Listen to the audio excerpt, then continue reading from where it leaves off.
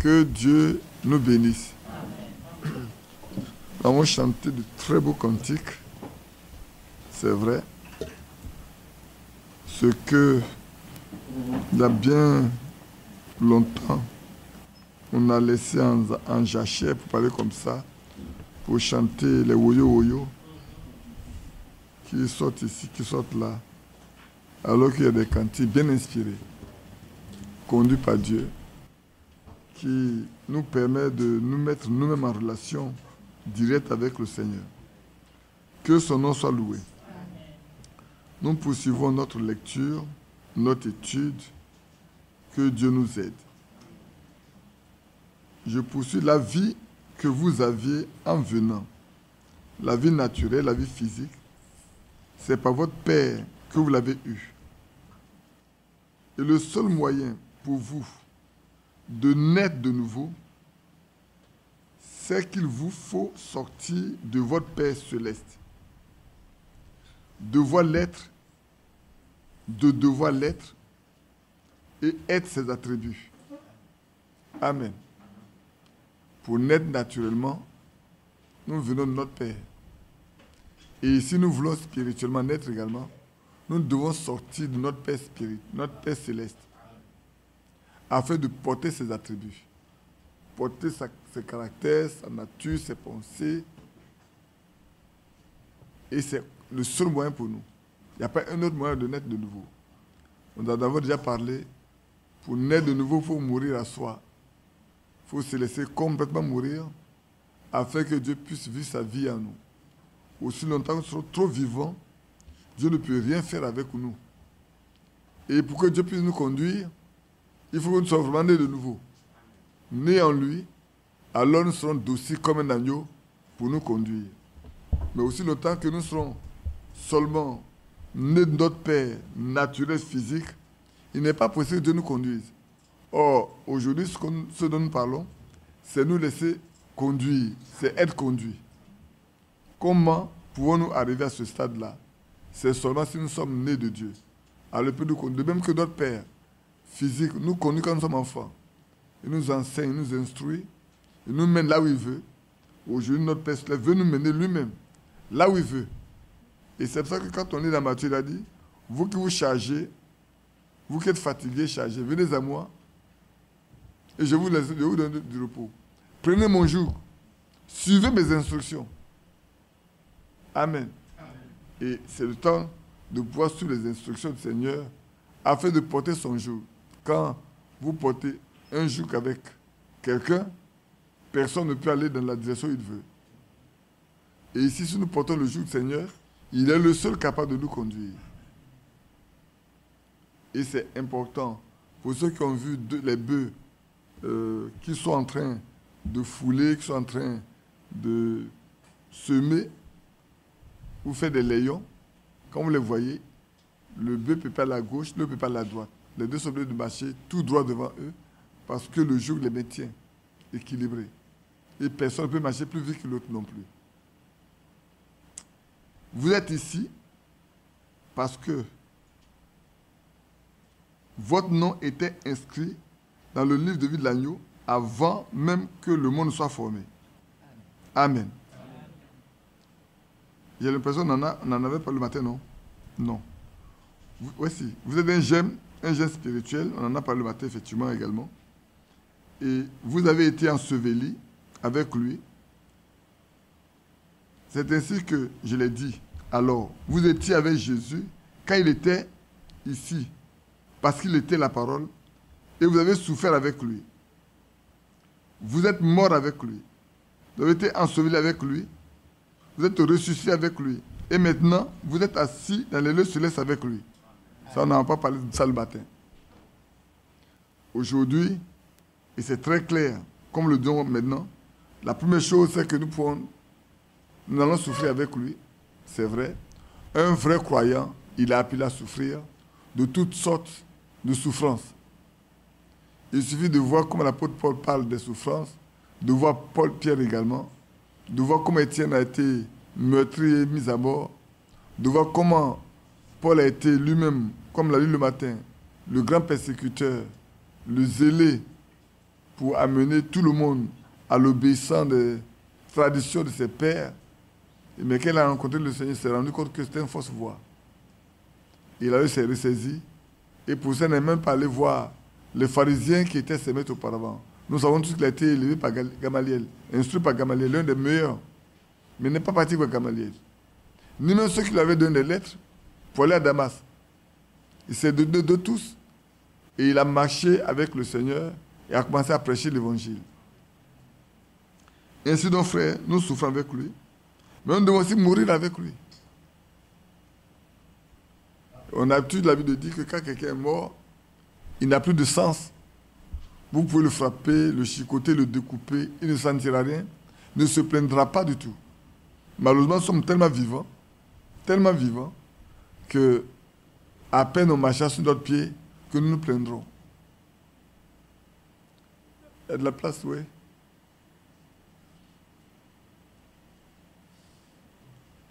À peine on marchera sur notre pied, que nous nous plaindrons. À peine on parlera mal de nous, que nous sommes prêts à se cacher. Quand on est prêt à former un coup de poing, pour dire à l'autre également que nous aussi sommes de la chair. On a aussi de la chair. À peine que cela va arriver, que nous allons sortir des paroles, même qu'on n'est pas, qui n'est même pas digne de la bouche des croyants. Et alors je voulais dire une chose. Bien-aimés frères, nous qui venons ici, nous qui nous écoutons, sachez une chose, nous avons toujours dit, sachez une chose, que nous sommes continuellement dans la présence de Dieu. Et que tout acte, toute pensée, toute attitude, tout comportement que nous allons laisser transparaître ou cacher, pour les hommes ça peut être caché, mais pour Dieu ce n'est pas caché. Et cela va nous attendre. Je dis à quelqu'un, tout ce que nous disons aujourd'hui, malheureusement nous oublions que ces choses sont enregistrées et nous attendent. Un jour viendra où Dieu nous fera écouter cela. Alors, ce n'est pas quelqu'un qui va nous dire, on va entendre notre propre voix. On sera nous-mêmes devant ce qui a été fait et dit. Et il n'y aura même pas d'excuse. Il n'y a pas moyen de dire, je vais m'expliquer. Ça ne s'explique plus, c'est déjà fini. Alors, en fonction des œuvres que tu as posées, tu seras rémunéré. Tu recevras en fonction des œuvres que tu as posées quand tu étais ici-bas. C'est pour ça que maintenant, comme nous parlons, oui, laissons-nous mourir avec Christ. Laissons-nous mourir avec Christ. Peut-être je vais vous épargner, je vais vous donner. Qui a lu les versets que j'avais donnés dimanche passé? Bon. Alors, il y en a que je vais vous donner, je ne vais pas les lire, parce que vous en avez l'habitude. Vous allez les lire maintenant. Vous savez que sinon, si on devait faire une introduction écrite, ça serait bien.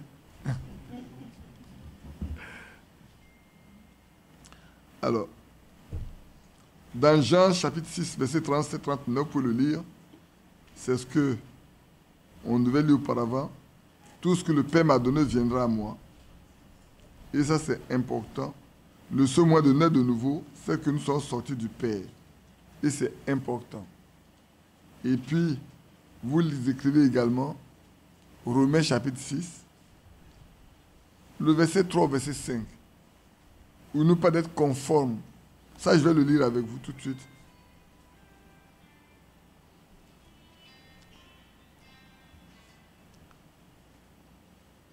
Vous êtes mort avec lui, vous avez été enseveli avec lui, vous êtes ressuscité avec lui, et maintenant, vous êtes assis dans les lieux célestes avec lui. Et ça, c'est important que cela se réalise vraiment en nous. On peut le lire dans Romains chapitre 6. J'aimerais quand même le lire avec nous. Romains 6, après le verset 3. Ignorez-vous que nous tous qui avons été baptisés en Jésus-Christ, c'est en sa mort que nous avons été baptisés. Nous avons donc été ensevelis avec lui par le baptême en sa mort, afin que, comme Christ est ressuscité des morts, par la gloire du Père, de même nous aussi, nous marchons en nouveauté de vie. En effet, si nous sommes devenus une même plante avec lui, par la conformité à sa mort, nous le serons aussi par la conformité à sa résurrection. Amen. Amen. Oui, il est mort, il est ressuscité, il est monté aux cieux, il est assis à la droite de Dieu. Et la Bible dit ici, nous sommes assis avec lui dans les lieux célestes, qu'on peut le lire également dans Éphésiens chapitre 2. Éphésiens 2.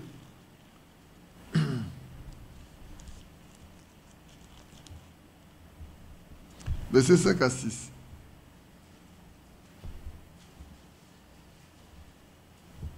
Éphésiens chapitre 2, versets 5 à 6. Nous qui étions morts par nos offenses, nous a rendus vivants. C'est Christ. Avec Christ. C'est par grâce que vous êtes sauvés. Il nous a ressuscités ensemble et nous a fait asseoir ensemble dans les lieux célestes en Jésus-Christ. Frères, tel que c'est écrit, ainsi cela doit être dans notre vie de chaque jour. Si il est dit que nous sommes assis avec lui dans les lieux célestes, soyons vraiment assis avec lui dans les lieux célestes. Notre caractère, notre attitude, nos comportements ici-bas doivent le prouver. C'est ça le fruit que nous portons qui montre que nous sommes vraiment assis dans les lieux célestes. Même si de nos pieds nous foulons encore cette terre, nous mangeons encore, nous portons les vêtements, mais dans notre esprit, dans notre âme, dans notre être, nous devons savoir que nous ne sommes pas des êtres qui sont d'ici-bas. Notre patrie est au ciel.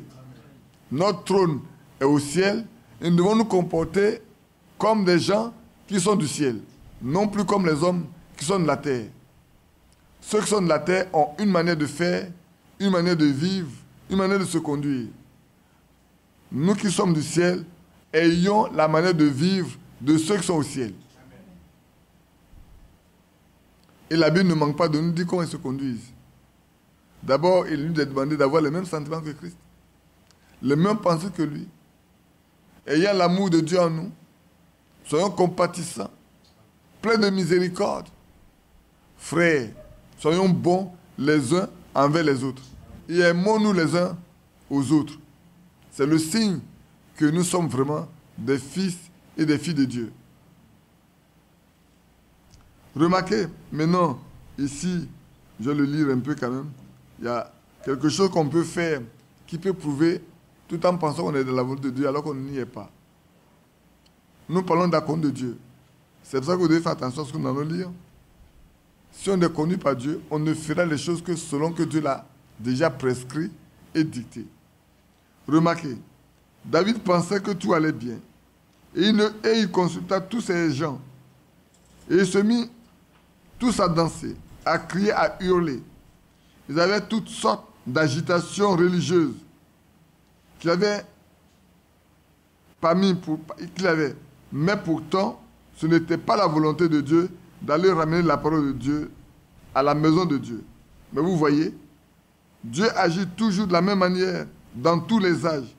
Sa première décision est sa seule décision. Parce qu'il est parfait dans sa décision. Il ne fait jamais rien sans l'avoir d'abord révélé à ses serviteurs les prophètes. Pour ceux qui viennent noter le passage, c'est Amos 3, 7. Mais vous pouvez noter le verset 6 avec Dieu ne fait rien sans l'avoir révélé auparavant à ses serviteurs les prophètes. Et là, frère, c'est la preuve même du message. Dieu, avant de venir frapper la terre d'interdit, le pays d'interdit, a révélé cela pour nous mettre à part, pour que notre foi retourne à la foi de nos pères apostoliques. Malheureusement, arrêtons-nous un instant, frère. Aujourd'hui, quand on nous regarde, aujourd'hui, quand on nous écoute, quand on nous entend, quand on nous voit, est-ce que cela prouve vraiment que nous les sommes préparés pour que nous échappions à ce qui doit arriver à la terre?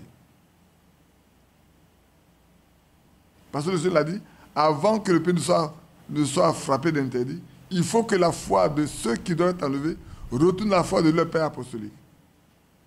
Est-ce qu'aujourd'hui, notre foi est identique à la foi de ceux qui, à la Pentecôte, ont reçu le Saint-Esprit? Parce que, frère, pour y arriver, nous devons expérimenter la même chose qu'eux. La même. Passer par là. C'est important, frère. Nous sommes arrivés au stade où chacun de nous doit pouvoir vivre comme les premiers ont vécu. Frère, tel Dieu les a approuvés, tel Dieu nous a approuvés. Si ce n'est pas le cas, ça va être un problème. Mais maintenant, il n'est pas encore tard. C'est pour ça que nous sommes là. Mais qui sait quand il va partir? Qui sait quand il va quitter la terre? Personne. Donc, c'est aujourd'hui. Aussi longtemps qu'on peut dire aujourd'hui, nous devons être en ordre et être à leur ressemblance. C'est pas l'apôtre Paul dit sur mes imitateurs, comme je le suis de Christ. Et c'est important pour chacun de nous, homme comme femme. Sa première décision est sa seule décision, parce qu'il est parfait dans sa décision. Il ne fait jamais rien sans d'abord le révéler à ses serviteurs, les prophètes. C'est exact. Et Dieu qui sait qu'un jour va frapper le pays d'interdit, a révélé ce secret-là. Frère, il y a beaucoup de choses quand on lit aujourd'hui, c'est tellement familier pour nous. Mais il y a des personnes, quand tu le lis, ils disent, mais c'est la première fois que je le lis. Il y a des choses, quand tu parles de ça avec des gens, quand tu me dis, mais je n'ai jamais lu. On ne me l'a jamais lu. Donc vous comprenez que c'est vraiment une grâce pour nous de savoir que Dieu n'a rien caché. Il a tout mis à nu. Moi, je me souviens encore quand j'étais encore jeune, dans ce message qu'on était étudiant. Alors les gens avec qui on parlait, les gens de l'Assemblée de Dieu, les autres, ils disent, mais ça, ils sont tous des universitaires. Alors que nous savons qu'il y a des frères au milieu de nous qui n'ont même pas traversé la porte de l'école primaire. Ils disent, mais ceux-là, il ne faut pas aller discuter de la Bible avec eux. C'est tous des universitaires. Pourtant, ce n'est pas vrai. Mais pourquoi? Parce que Dieu donne une intelligence à ceux qui lui appartiennent. Amen. C'est lui qui le fait. C'est pour ça que j'aime bien dire, frère, ne nous reposons pas sur notre sagesse et ni sur notre intelligence. Accrochons-nous à l'Éternel. Vivons selon lui. Marchons avec lui et vous verrez que nous serons tous vainqueurs. C'est pourquoi il a dit, il y a ceci. Dans l'âge de l'église dans lequel nous vivons, il n'y a aucune église ni méthodiste, ni baptiste, ni pentecôtiste, ni aucune autre chose qui puisse faire entrer cette église dans l'épouse. Il n'y a rien d'autre. Il n'y a pas de doctrine baptiste, méthodiste, assemblée de Dieu, presbytérien, qui puisse nous amener à rentrer dans le corps de Christ. Le corps de Christ, quand on parle de l'épouse de Christ, c'est le corps de Christ. Rien d'autre ne peut nous amener là. Il n'y a rien, frère, ici-bas. La seule chose, c'est d'être en conformité avec lui. Il faudra l'accomplissement de Malachie 4. Écoutez bien, frère. Il dit aujourd'hui, pour que quelqu'un fasse partie de l'épouse de Christ, il faut que Malachie 4 soit accompli. Est-ce que Malachie 4 n'est pas accompli? Malachie 4 n'est pas accompli? Si. Si Malachie 4 est accompli, est-ce que nous sommes au point de dire individuellement comme collectivement, je fais partie du corps de Christ? Parce que dans 1 Corinthiens 12, nous avons été baptisés d'un seul esprit. Il faut former un seul corps. Et ça doit être une réalité pour chacun de nous. Les religions avaient oublié ça. Ils avaient enterré ça. On est resté seulement sur, avec les mouvements pentecôtistes, on est resté uniquement sur les dons, sur les miracles, sur les prodiges. Est-ce que ce n'est pas la même chose aujourd'hui, les gens, après cela que les gens courent aujourd'hui? Si. Aujourd'hui, dans toutes nos églises, dans toutes les religions, les gens courent après les miracles. Les gens courent après les miracles. Mais je dis, frère, marchons avec Dieu. Soyons convertis, soyons remplis du Saint-Esprit. Les œuvres qui ont été pratiquées auparavant, qui ont été promises, nous accompagneront. Amen. On n'aura pas besoin de prier pour avoir un don. Frère, on n'aura pas besoin de prier pour avoir un don. On n'aura pas besoin de prier pour avoir un ministère. On n'en aura pas besoin. Si Dieu t'a donné un ministère et qu'il t'envoie, il te fera accompagner. Amen. Si vous entendez quelqu'un dire, que j'ai un ministère, mais j'ai peur que Dieu me donne un don. Dis-tu-lui, ton ministère est faux. Il n'y a pas le modèle dans la Bible. Il n'y a pas de modèle dans la Bible. Je n'ai jamais vu l'apôtre Paul prier pour que Dieu donne un don. Ni Pierre prier pour que Dieu donne un don. Ni Philippe qui est parti en Samarie pour que Dieu donne un don. Dans la Bible, ce n'est pas écrit, nulle part. Mais cependant, Dieu les a accompagnés. On le lit bien dans Marc 16, on le lit bien dans Hébreux 2. Dieu les accompagnait et confirmait la parole qu'ils apportaient par des signes, des prodiges, des miracles et des guérisons. Dieu le faisait. Pourquoi? Parce que c'est lui qui les a envoyés. Frère, c'est ça le problème qu'aujourd'hui on a. On aime aller sans que Dieu nous envoie. Alors quand nous partons, il n'y a rien qui se fait. Parce que ce n'est pas lui qui nous envoie. Mais quand Dieu vous envoie, allez tranquillement. Quand vous serez confronté au plus grand problème, à une grande situation, à une situation vraiment qui démesurée, restez calme. Restez tranquille. Faites ce que vous avez à faire, priez simplement. Dieu s'occupera du reste. Et ça, c'est vrai. C'est comme cette semaine-là, quand la soeur Nicole nous a appelé pour dire son petit fils est vraiment malade, tellement malade, elle est partie à la clinique. Et bon, le médecin tarde à les recevoir, d'appeler. On a appelé simplement. Avant le médecin ne les reçoive, l'enfant était guéri. Il avait commencé à jouer. Et puis nous, on n'est pas de le voir le vendredi, on n'est pas de les voir. Et tout. Mais est-ce que je vais dire, ah, là c'est pour que tu es avec moi? Non. Je n'ai pas besoin de dire, c'est là pour que tu es avec moi. Ce n'est pas moi qui fais quelque chose. C'est lui qui le fait. Amen. Moi, j'ai seulement prié, il pouvait ne pas guérir l'enfant. Or, souvent, les gens pensent, oh, il a prié, c'est que Dieu n'est pas avec lui. Ce n'est pas ça qui prouve que Dieu n'est pas avec toi. Frère Branham m'a dit, je prie pour lui, même s'il meurt, je connais de prier pour les malades. Amen. Pourquoi? Parce que ma volonté de prier pour les malades ne veut pas dire que Dieu va les guérir forcément. Maintenant, si je dis que Dieu m'a demandé d'aller prier pour la personne et que je vais prier que la personne ne guérit pas, alors je dois poser une question. Mais je vais vous faire rire aussi. Je lisais un passage. Dans quel passage on a lu? Où ce sacrificateur, les partageait sa concubine, et puis c'est dans Juge. Ou est-ce que c'est dans Juge 19, si je ne me trompe pas? Il y a un sacrificateur qui est parti dans une des villes de Juda, et puis les gens de Benjamin l'ont vu venir avec sa concubine. Et cet homme, Lot, avait également une fille vierge. Alors les gens voulaient à tout prix faire du mal à l'homme. Il est sorti leur dit comme au temps de Lot, j'ai une fille vierge, et puis le monsieur aussi a une concubine. S'il vous plaît, je vais sortir et ma fille vierge et la concubine pour que vous puissiez faire ce que vous voulez, mais ne faites pas du mal à l'homme. Pour finir, l'homme lui-même a donné sa concubine. Ils l'ont maltraité, ils l'ont démoralisé, ils ont fait tout ce on veut d'elle. Et le matin, quand elle est arrivée devant la porte, elle est morte devant la porte. Elle n'a pas pu rentrer dans la maison. Quand le matin, l'homme ouvre la porte, sa concubine est devant la porte. Il a mis sur son âne, il est pris dans sa ville et il a découpé. Sa concubine l'a découpé. Écoutez bien, il a découpé morceau par morceau et il l'a envoyé aux 12 tribus. Quand les autres tribus ont vu ces données, mais ça n'a jamais existé. Eux tous sont apprêtés pour aller combattre les Benjamites. Or, parmi les Benjamites, il y a des guerriers au point où, avec une fronde, il peut arracher un cheveu sur la tête d'un homme. Pas des cheveux, un seul. Vous voyez combien de fois ils sont? Ils sont vraiment adroits. Et ils ont été construits l'Éternel. C'est quelque chose qui m'a fait toujours quelque chose. Ils ont construit l'Éternel, ils sont partis.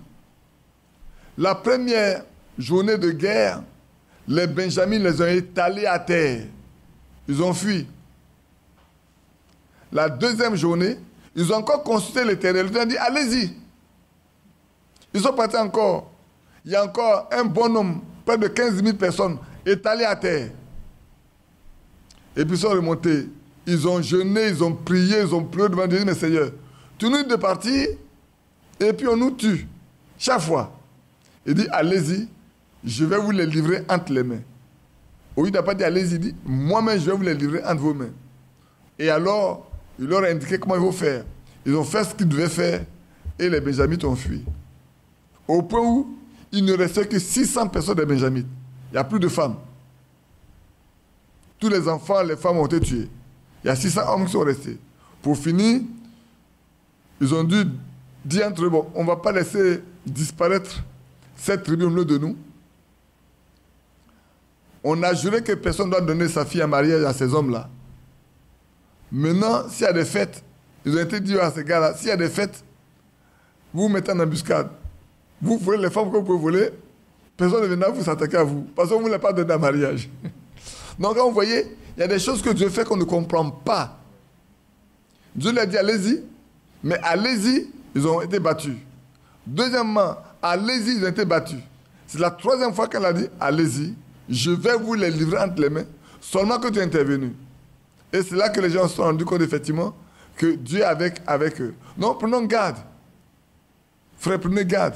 Si vous partez prier malade, qu'il meurt, ne pensez pas que ce n'est pas parce que Dieu est contre vous. Non, non. Dieu fait les choses selon son bon plaisir. Si c'est lui qui vous dit, allez-y, assurez-vous qu'il vous envoie. Et allez-y. Et faites les choses comme il se doit, simplement. Et vous verrez comment ça se passe. Le matin, j'ai pu parler de cette femme-là. Je ne sais pas pourquoi j'oublie son nom chaque fois. Cette dame qui avait la tuberculose, où Frère Branham l'a dit, mais elle n'a qu'à faire bouger ça, c'est la foi. Il dit, les gens, l'espérance n'ont pas de foi. Et quand vous leur présentez la foi, il dit non. Il dit, mais voilà, elle n'a pas pu faire bouger. Il dit, non, mais ça, c'est du spiritisme. Frère Branham a dit, non, ce n'est pas du spiritisme. Et lui, par la foi, elle a fait bouger. Et quand elle a vu, il a dit, maintenant, lève-toi et reçois ta guérison. Et elle a été guérie. Mais pour vous montrer, frère, la foi possède la porte de nos ennemis. C'est par la foi que nous possédons la porte de toutes choses. Peut-être un autre jour, on parlera de posséder les portes de nos ennemis. De notre ennemi commun, nous allons parler de ça. Et c'est important que nous ayons une foi ferme, une foi pure, une foi qui triomphe du monde, frère. Mais cela n'est possible que si la foi qui a été transmise aux apôtres là, aussi à nous. Parce que c'est cela que le Seigneur, c'est pour ça qu'il a envoyé Malachie 4. Et ici on le lit, on l'a lu tout à l'heure, dit, il faudra l'accomplissement de Malachie 4 pour que Dieu envoie un prophète qui aura la révélation.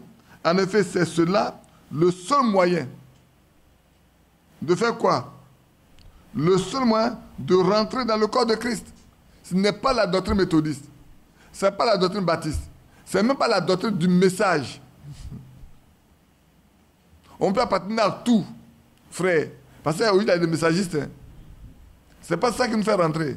La chose qui fait rentrer, c'est que nous-mêmes, nous voyons la réalisation de Bachika dans notre propre vie. Que la foi des enfants retournent à la foi de leur père apostolique. Que nous retournons vraiment à la foi de nos pères apostoliques. Aujourd'hui, on est devenus des religieux. Hein. On est tous devenus des religieux. Le message est là, le message est vrai, tout est réel. Mais qu'est-ce que nous sommes devenus aujourd'hui, frère, en réalité? Regardons nous-mêmes. Regardons notre marche. Est-ce qu'on marche comme les apôtres? Point du tout. Vivons-nous comme les apôtres? Point du tout. Il y a tellement de médisance, de calomnie, d'injures, de fausseté au milieu de nous. Au point où il est difficile de faire confiance à certains frères, à certaines sœurs. Très difficile. Très difficile. Frères, si on ne peut pas se faire confiance, dites-moi, à qui on pourra faire confiance aujourd'hui sur la terre? Prenons la Côte d'Ivoire, prenons Abidjan. Si moi je ne peux pas faire confiance à quelqu'un d'entre vous, je ne peux pas dire à chacun d'entre vous, en qui pourrais-je avoir confiance? Expliquez-moi, frère. Si je ne peux pas vous faire confiance, Frère, c'est qu'on n'est même pas sur la route pour aller au ciel. On est loin là. On est loin là. On est très loin. Là, nous faisons seulement la religion. Dans la religion, on peut aller le matin à l'église, chanter, danser quand on arrive, on va boire notre vin. On va aller chercher des femmes, on va aller fumer. On va faire tout. On va même nous voler, on ne peut même pas nous confier quoi que ce soit. On ne peut pas le faire. Dans la religion, c'est vrai, c'est possible. Allez dans toutes les religions. Moi, je connais quelqu'un à qui j'ai parlé de ce message, et il était un grand professeur à l'université. Et quand il est venu, d'abord, quand il est arrivé, on lui a donné la trésorerie de l'église à gérer. Parce que c'est un professeur d'université, et quand ça va manquer, il va mettre de l'argent dedans. Le jour où il a décidé de quitter, le même pasteur qu'il a nommé, le même pasteur vient de l'insulter dans son salon. Frère, c'est au pied du mur qu'on nous connaît. Hein. C'est devant des situations complexes que nous manifestons réellement ce qui est en nous. Et je le répète toujours, aucun homme ne peut vivre à l'extérieur si ce n'est que ce qui est en lui. Tu ne peux pas vivre autre chose que ce qui est en toi.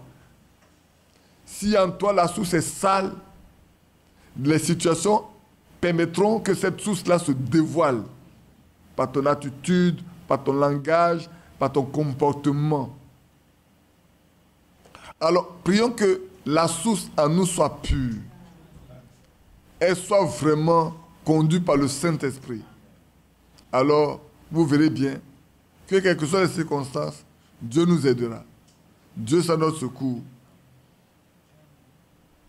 Amen. Donc, je poursuis un peu. Nos églises sont devenues des dénominations et elles plongent cela dans une confusion et feront un petit comité exactement comme elles ont toujours fait. Et Dieu envoie toujours un prophète. Dieu enverra toujours un prophète pour ceux qui lui appartiennent. Et généralement, quand Dieu envoie un prophète, beaucoup ne prêtent pas attention. Comme aujourd'hui, dans notre temps, frère, combien sont ceux qui ont prêté attention que Dieu a envoyé un prophète en cette fin de temps? Regarde le monde entier qui va près de 8 milliards de personnes. Si on prend les 500 millions de croyants, de soi-disant croyants, parce que j'aime bien dire c'est ça, de soi-disant croyants, combien ont accepté de voir que Dieu, malgré tout ce que Dieu a fait, il y a des gens qui ont dit, même quand tu le feras, nous ne croirons pas. C'est la même chose. Même au milieu de nous. Dieu fait certaines choses. Il y en a qui ne croient pas que c'est Dieu. Dieu fait certaines choses. Il y en a qui ne croient pas que c'est Dieu. Et c'est vrai. Mais ce n'est pas pour eux. C'est pour ceux qui croient. Ce n'est pas pour tout le monde que Dieu travaille. Dieu ne fait pas tout pour tout le monde. Dieu fait les choses seulement pour ceux à qui c'est destiné. Ceux qui sont prédestinés à cela, c'est à eux seulement que Dieu le révèle. Il y avait dans le pays Nathan, un prophète confirmé, devant Dieu. Et on ne le consulta même pas. Quand on voulait faire venir l'âge qui était à l'extérieur, on a consulté tout le monde, sauf Nathan qui était le prophète. Pour qu'il puisse les ramener aux écouteurs pour leur dire attention. Selon la loi que Dieu a donnée à Moïse, l'âge ne doit pas être porté sur un char neuf avec des bœufs bien dodus. Non, c'est sur les épaules des sacrificateurs. Mais on a ignoré l'ordre divin de Dieu. Quand vous ignorez l'ordre divin de Dieu, que vous marchez en contrebas de ce que Dieu veut. Et c'est après, quand le malheur arrive, que vous vous rendez compte que vous n'avez pas fait ce que Dieu veut. Donc, ils y descendirent et là causaient la mort d'un homme honnête. Usaïe devait être vraiment sincère, voyant que l'âge se penchait, que ça allait tomber. Il a voulu aider Dieu. Personne ne peut aider Dieu. Frère, n'aidez jamais Dieu. Vous ne pouvez pas aider Dieu. Vous n'êtes pas plus fort que Dieu. N'aidez pas Dieu. Il y en a qui veulent aider Dieu. Aucun humain ne peut aider Dieu. C'est nous qui avons besoin d'être aidés par Dieu. Même quand les choses s'empirent, où on ne voit pas clair, restez tranquille.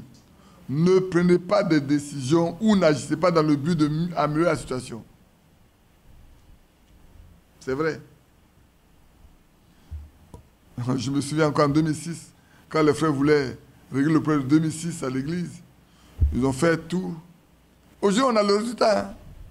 Ce qui se poussent aujourd'hui là, c'est le résultat des décisions qu'on a prises en 2007. C'est la suite des résultats de 2007. Et ça, je l'ai dit à mon petit frère André à plusieurs reprises. J'ai dit, c'est le résultat de votre décision. Hein. Vous le verrez plus tard. Aujourd'hui, c'est bien concret. C'est bien concret. Ce qu'ils ont décidé n'a jamais été accompli. Ce qu'ils ont décidé, c'est qu'ils avaient décidé. Qu'ils ont connu l'église de Nathan, que l'ordre soit établi. L'ordre n'a jamais été établi. Et eux-mêmes, qu'ils sont partis, sont divisés, sont partis. Plus personne n'est venu dire, bon, on a pris une telle décision, mes frères, où est-ce qu'on en est aujourd'hui? Personne n'est revenu. Que Dieu soit loué. Et il prit l'âche, et au lieu de la mettre sur les épaules des Lévites, pour la transporter, il l'a mise sur un char pour la transporter. Et ils ont gâché complètement tout. Vous voyez, si vous ne vous conformez pas à la volonté de Dieu et à la voie de Dieu, à la voie que Dieu nous a ordonné de suivre, on en fait toujours un gâchis. On en fait toujours une organisation, une dénomination, un message. Et vous y êtes. C'est toujours comme cela que cela a été. Quand Dieu a donné, frère, une directive, marchez selon la directive. Quand Dieu a donné une voie, suivez cette voie. Quand Dieu a parlé, obéissez à ce qu'il a dit. Autrement, vous ferez du gâchis, vous ferez plus de mauvaises choses que vous ne vouliez. Le résultat est toujours du gâchis. Le résultat est toujours du gâchis. Hein. Je ne vais pas parler de certaines choses aujourd'hui. Le jour où on aura le bâtiment, alors il y a des choses qu'on pourra préciser simplement. Plombant, allons-y simplement. Marchons avec le Seigneur. Sinon, on fait tout de gâchis quand on ne fait pas la volonté de Dieu. Souvent, on pense qu'on est en train de faire la volonté de Dieu alors qu'on est en train de faire ce que Dieu n'a pas voulu. On vient aider Dieu. Et plus tard, on se rend compte que les choses ne vont pas bien. Au lieu de nous arrêter, pour revenir en arrière, on poursuit le chemin en pensant mieux faire. Et on va de mal en pis. Moi, je me souviens une année, il y a un frère qui avait de gros problèmes avec sa femme. Je ne dis pas dans quelle ville. Et puis on s'est réunis, on est parti, on a parlé longuement. Et j'ai fini par dire au frère, laissez le frère dans la situation, laissez-le dans la décision qu'il a prise. Tout le monde a dit non. Ok. 3 ans après, Manassé Yapo, son père est décédé. Et on est parti au final du père de Manassé Yapo. Et à 3 heures du matin, on m'appelle en conciliabule. Frère, bon, ben écoutez, on a examiné, on a vécu, on a vu.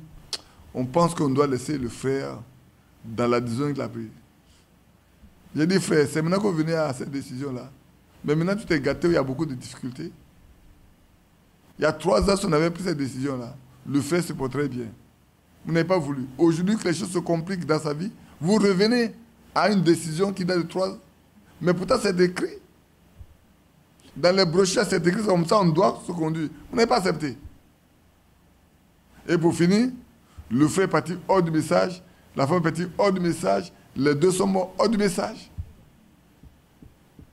Pourquoi? On a créé du gâchis. On a créé du gâchis. Et on continue de créer du gâchis. Et on prétend être dans le message. Mais on n'observe même pas les lois que le Seigneur nous a données de pratiquer.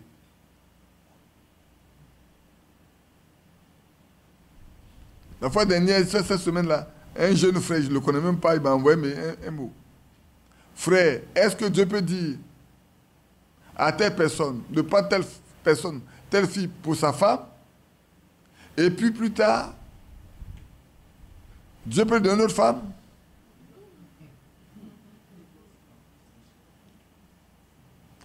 Je n'ai pas encore effacé le message, c'est sur mon portable. Moi, les autres, on ne efface pas vite. Je lui ai récemment répondu, frère, est-ce que Dieu se trompe dans ses décisions? C'est la réponse qu'il a donnée. Il m'a dit, papa, j'ai compris. Que Dieu te bénisse. Point. Si Dieu se trompe dans ses décisions, alors Dieu va dire, toi, va prendre cette femme-là pour ta femme. Et puis demain, il va dire, ah, je me suis trompé.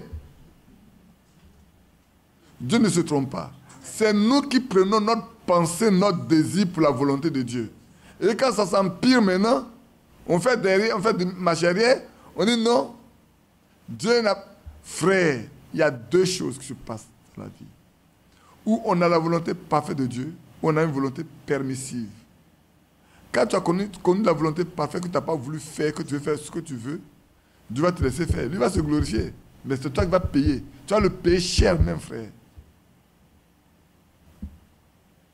Personne n'a vu une volonté permissive et avoir reçu la paix. Ça n'existe, ça n'a jamais existé. Depuis ce message, je n'ai jamais vu ça. Frère, je ne l'ai jamais vu. La volonté permissive coûte très cher. Ne vous y engagez pas. Éloignez-vous de ça. Cherchez la volonté parfaite de Dieu jusqu'au bout. Quel que soit ce que ça peut vous coûter, ça peut vous coûter du temps, de l'argent, même de l'ignominie, mais restez-y. Avant d'entreprendre quoi que ce soit, frère, sachez que vous êtes dans la volonté parfaite de Dieu. Souvent, on m'a demandé, tu peux t'asseoir dans l'église, c'est pas un coup de colère, pas un coup de tête. Je les ai rien dit. Vous pensez que dans l'église de Dieu, on prend des décisions comme on le veut à la volette? Je vous ai dit, on ne travaille pas dans le même esprit. Dès lors qu'on ne veut pas travailler dans le même esprit, ça ne sert plus à rien d'être ensemble. C'est tout. Et ça date depuis 90. Depuis 90, on n'a pas travaillé dans le même esprit. On a supporté, on a porté, on a supporté, on a porté. À un moment donné, il faut arrêter tout. C'est tout. Ce n'est pas de la colère. C'est une décision juste de constat. Ça ne sert à rien d'empêcher les gens de faire ce qu'ils veulent faire. Ça ne sert à rien, frère, d'être toujours en train de te battre contre tout le monde. Vous-même, vous étiez là, vous regardez bien que l'église était divisée en deux. Vous le voyez. Après, ça vous étonne que je prenne la décision de ne plus continuer là-bas. Pourtant, dans vos maisons, vous étiez divisés vous-même. Dans vos pensées, vous étiez divisés vous-même. Non, mieux vaut vous libérer. On vous libère, ça devient des histoires.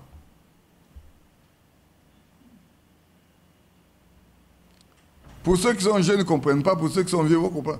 De 90 en 2000, en 2020, 30 ans. Il faut avoir assez de nerfs. Hein. Continuons. Ce garçon était confronté à la même chose. Il est entré. Il est peut-être un pharisien ou un sadducéen ou membre d'un ordre important de cette époque. Il était pieux au possible. Il dit, j'ai observé ces commandements qu'on m'a appris depuis ma jeunesse. Et Jésus l'aima à cause de cela. Mais il refusa d'être guidé. Il refusa de se laisser guider. Il refusa de se laisser conduire. Pourtant, il est celui qui est venu pour la question. Frère, souvent, si vous avez quelque chose à faire, faites ce que vous avez à faire. N'allez pas chercher de réponse. Ce qu'il voulait faire là, il n'a plus compté de faire. Maintenant, il vient demander au Seigneur, que dois-je faire pour avoir la vie éternelle? Tu cherches la vie éternelle. On te donne maintenant la route de la vie éternelle, tu ne veux plus. Les conditions à remplir pour avoir la vie éternelle, tu ne veux pas. Mais pourtant, c'est toi qui dis que tu as tout fait, et tu sais que tu n'as pas la vie éternelle, et tu cherches la vie éternelle. Et voilà comment nous nous comportons aujourd'hui. Beaucoup de croyants se comportent comme ça. Ils ont dans leur pensée ce qu'ils veulent faire, mais ils cherchent des cautions. Alors peut-être Satan, ce que je se dis, ah brave garçon, tu as bien observé, c'est bien, viens sur moi. Ça s'arrêter là. Non. Va, vends tout. Ce sur lequel tu as mis ta confiance là, éloigne-toi de cela. Ce soit même peut-être la même chose pour chacun de vous qui écoutez en ligne et pour nous qui écoutons ici. La chose sur laquelle nous mettons notre confiance, Dieu veut que nous nous séparions de ça.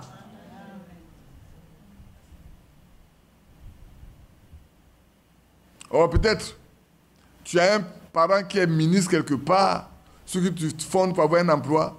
Frère, tu ne l'auras jamais. Si tu as envie de Dieu là, Dieu nous donne. Et puis tu vas venir lâcher pour dire, frère, que Dieu vous bénisse. Je cherchais un emploi. Et puis bon ben, oh, mon oncle là, mon cousin là, m'a appelé. Quand j'étais le voir, il m'a dit, va voir telle personne. Et puis par la grâce de Dieu, j'ai eu un emploi.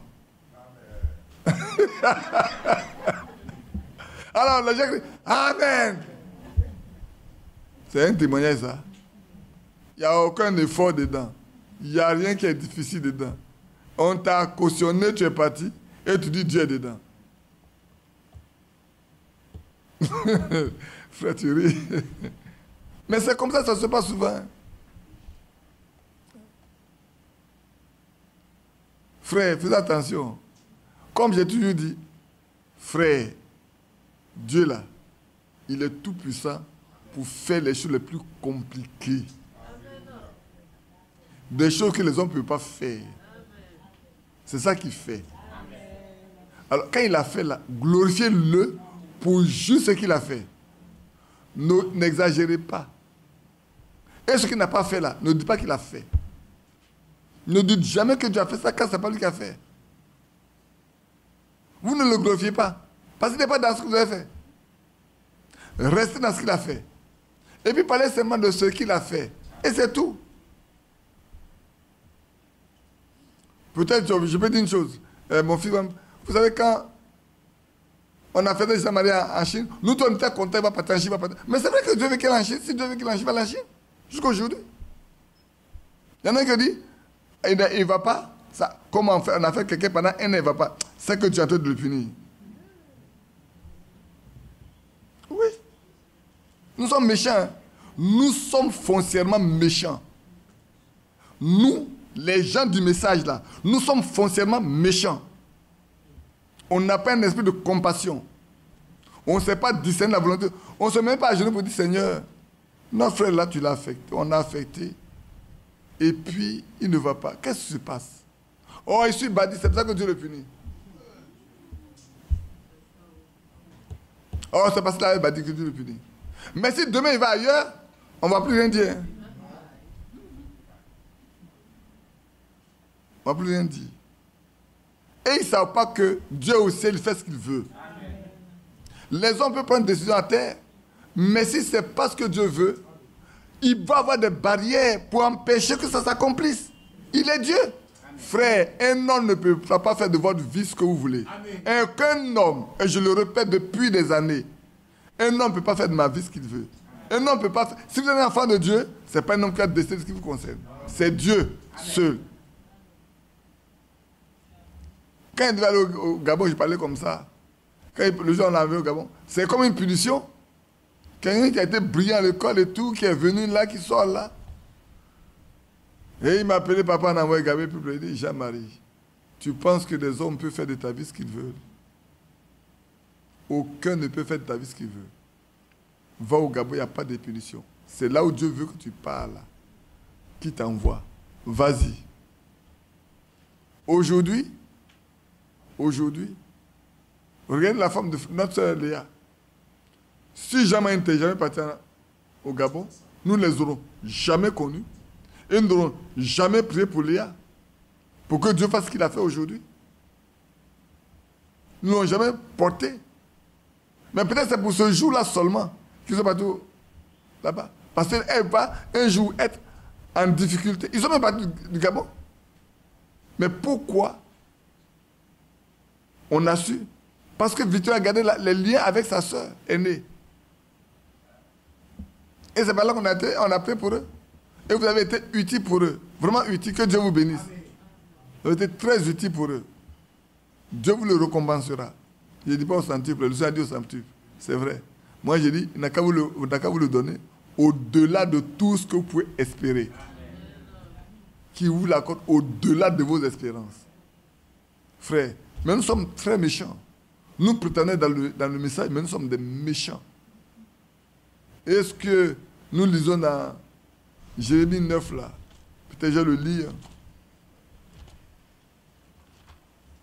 Je le lis à notre honte. C'est vraiment à notre honte qu'on peut lire certaines choses. Néhémie chapitre 9. À partir du verset 3.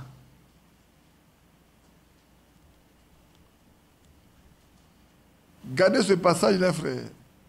C'est très important. Ça vous donnera d'être assez attentif aux choses qui se passent autour de vous. Ils ont la langue tendue comme un arc et lancent le mensonge. Ce n'est pas par la vérité qu'ils sont puissants dans le pays, car ils vont de méchanceté à méchanceté. Et ils ne me connaissent pas, dit l'Éternel. Que chacun se tienne en garde contre son ami. Et qu'on ne se fie à aucun de ses frères. Car tout frère cherche à tromper, et tout ami répand des calomnies. Ils se jouent les uns les autres, et ne disent point la vérité. Ils exercent leur langue à mentir, ils s'appliquent à faire le mal. Voilà ce qui se passe passer au milieu de ceux qu'on appelle les enfants de Dieu. Alors quand vous voyez ça, qu'est-ce que vous pouvez faire? De dire, en qui pourrais-je avoir confiance? À qui pourrais-je aujourd'hui parler? Écoutez-moi bien. Écoutez-moi bien, levez la tête. Levez la tête. À qui pourrais-je aujourd'hui dire une chose secrète et qui demain ne mettrait pas ça dehors? Mais de la mauvaise manière d'ailleurs. À qui pourrais-je me confier et puis demain je ne me retrouverai pas dehors parce que les frères trompent.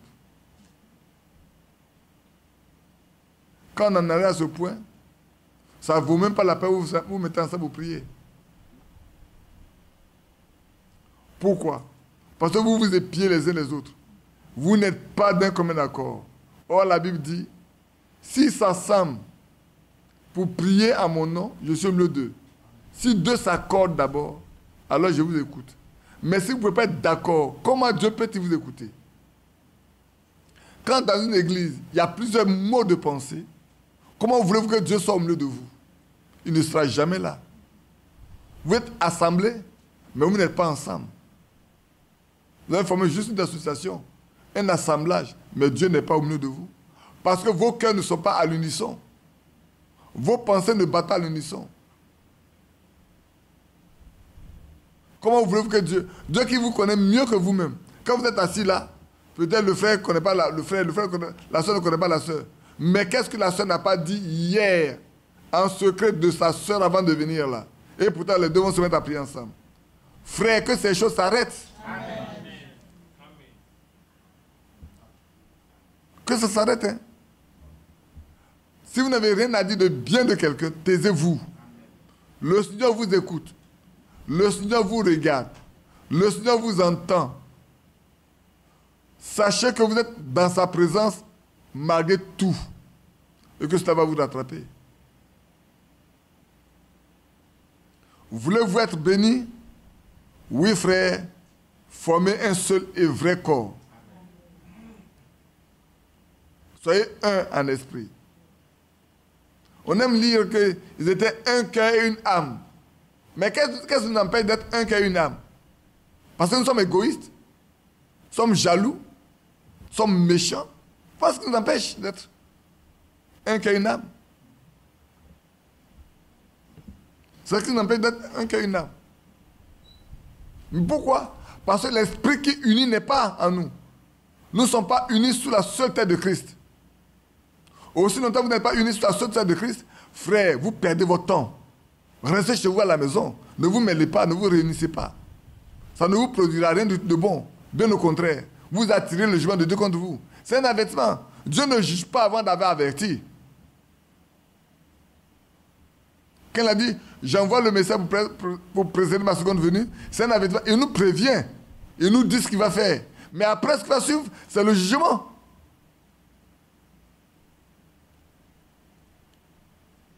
Et comme ici, David n'a pas respecté l'ordre que Dieu a donné à Moïse dans le transport de l'âge, Uza a payé ça de sa vie, frère. Une vie qui part, si Dieu n'est pas là pour ramener la vie, elle est perdue. Uza est mort. David a pu le ramener. David a eu peur au point de dire non, moi je n'envoie plus l'âge là. Reste là-bas. Mais celui qui avait l'âge chez lui était béni. Parce qu'il était là-bas. Quand il a vu, il a dit mais l'âge là, je pensais que c'était une méchante chose là. Dans la maison, vous savez là, il y a la bénédiction qui accompagne ça. On va aller chercher ça, venir chez moi. Maintenant, il va chercher à comprendre comment on doit transporter l'âge. David, tu étais un roi. Confie-toi aux prophètes et aux sacrificateurs. Ils te diront comment ça se fait. Tu es un roi. Reste dans ta position de roi. On continue un peu. On a lu, je relis ce que ce garçon. Ce garçon était confronté à la même chose. Il est rentré. Il était peut-être un pharisien ou un sadducéen ou membre d'un ordre important de cette époque-là. Il était pieux aussi possible que ce soit. Il dit, maître, mais j'ai observé ces commandements qu'on m'a appris depuis ma jeunesse. On me les a appris. Moi, je les ai observés. J'ai marché avec. On ne peut même pas mettre un doigt sur quoi que ce soit me concernant, là-dessus. Tout le monde sait que j'ai appliqué ça. J'applique ça tous les jours. Combien sont les croyants de cet âge qui n'ont pas de faux témoignages sur leurs frères? Souvent, il y a des gens qui disent qu'ils ne peuvent même pas approuver. Ils ne peuvent même pas apporter la preuve de ce qu'ils disent. Et voilà comment nous sommes. Vous, chrétiens du message, c'est à vous que je m'adresse. Arrêtez de raconter du mensonge sur vos frères. Aujourd'hui, j'ai dit une chose qui me concerne, personnellement. À l'intérieur, où il n'y a aucun frère qui est venu chez moi ici. Quand il dit aucun, c'est un peu trop dit. Si je veux les compter, ils ne peuvent même pas atteindre 5. Ils sont déplacés de chez eux pour venir chez moi ici pour dire, frère Badi, qu'est-ce qui se passe? Voilà ce qu'on a appris, voilà ce qu'on a appris. Alors qu'est-ce qui se passe? Non, personne n'est venu. Ils sont tous restés dehors, loin, pour raconter ce qu'ils veulent. J'étais en voyage avec qui? Avec le frère Moïse, Yapi, et on partait à Boisseau-Koumé pour un mariage. Quand un frère appelé de l'Ouest, quand il a commencé à parler, le frère était tout abasourdi. Un frère a pu lui dire, frère, c'est du pur mensonge qu'on te raconte. Il n'y a aucune vérité dans ce qu'on t'a dit. Frère, quand vous racontez du mensonge, vous pensez que Dieu vous écoute de la bonne manière et que vos prières vont être exaucées, mais vous avez le langage du serpent. Dieu ne peut pas vous écouter. Et vous les sœurs, c'est la même chose. Aucune sœur n'est venue pour dire, frère, voilà telle chose on a pris, qu'est-ce que c'est en réalité? Mais ils ont tous pris ombrage des choses fausses qu'on leur a racontées. Que ce soit à l'international comme ici, c'est la même chose. Et souvent, je me rends compte d'une chose. Beaucoup ont dit une chose hier. Aujourd'hui, c'est le contraire qu'ils disent. Alors, je me demande, quel esprit qui leur a parlé hier et quel esprit qui leur parle aujourd'hui? Dieu se trompe-t-il?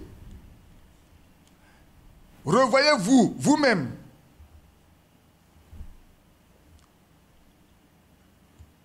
Revoyez-vous vous-même. Vous êtes devenus stupides, insensés, déloyaux, calomniateurs.